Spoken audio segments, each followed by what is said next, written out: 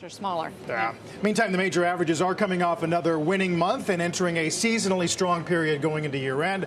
Joining us this morning with his outlook is Eric Johnston, Chief Equity and Macro Strategist over at Cantor Fitzgerald. Eric, good to see you again. Thanks for being with us. Good morning. Good to see you. So have we moved past the worst period or window of selling? Does 7K year-end still make sense? It does. Yeah, we initiated that target in early July, and still feel good about it. The market was actually very strong during the seasonally weak period, and we've looked back, and there's been about 9 times between June and October, which is a seasonally weak period, where the market's been really strong since 1950, and 100% of the time you've been up in November, December, and the returns are actually very good. Beyond seasonality, the earnings season is going extremely well. Earnings power for the S&P 500 is actually accelerating. So if you look at sales growth this quarter, it's tracking right now about 8%, which is a pretty staggering number when you're not coming out of a recession.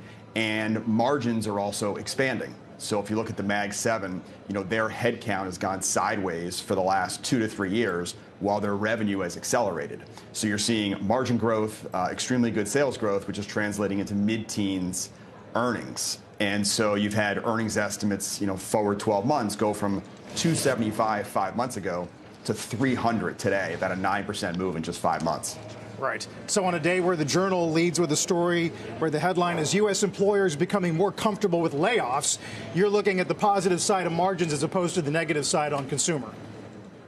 That's right. I mean, there's been, labor hoarding over the last, 3 or 4 years, worried that you can't rehire. That concern is going away, and some of the benefits of AI are starting to hit corporations, and they can also see in the future, which is impacting their hiring.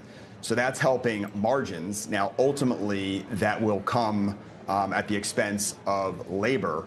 But we're not at a point yet, nor do I think we're that close where that issue becomes, so significant that it has a very damaging effect on the economy. I think we're a ways from there. So right now, you're seeing all the benefits from corporates as opposed to, what might hurt the consumer.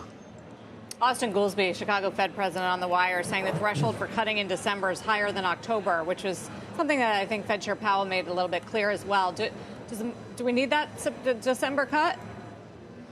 So I don't think we do. I think if we don't get it, the market's going to react, negatively to it.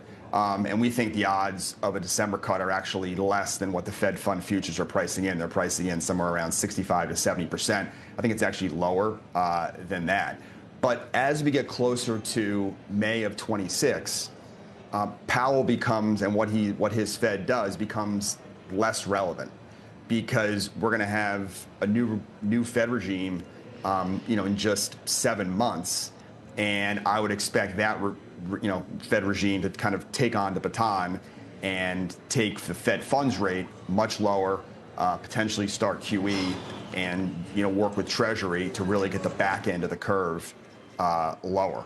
So yes, the market would react. Is that a risk? I mean, yes, I know that inflation hasn't been problematic, but if we start to really see some easy money there, easy money policies at this point? Yes, I mean, I think that, our view has been that inflation was going to move higher. And, what's interesting is that you've had inflation above 2% for 5 years now, and the Fed is in, rate cut mode. So I think that 2% target has been sort of thrown out the window, even though they won't say it. And I think we're going to be in this 2.5% to 3% type inflation zone. But as long as the Fed is not fighting it, that's very positive for risk assets. And that's what creates these very, easy financial conditions. And I think that would be a nice sweet spot for corporate America, while at the same time it clearly hurts a large part of the consumer base for sure, but it's very bullish for risk assets in our view. Got retail stocks down 5 or 6 sessions. There were a couple desk notes over the weekend saying for a while you could maybe explain away weakness in a restaurant or a consumer name as episodic, but that's getting harder to do. Do you agree? It is. I think the Chipotle earnings were pretty notable, especially in their commentary. McDonald's, their commentary where the lower end, consumer is eating out less. They're making decisions to conserve money.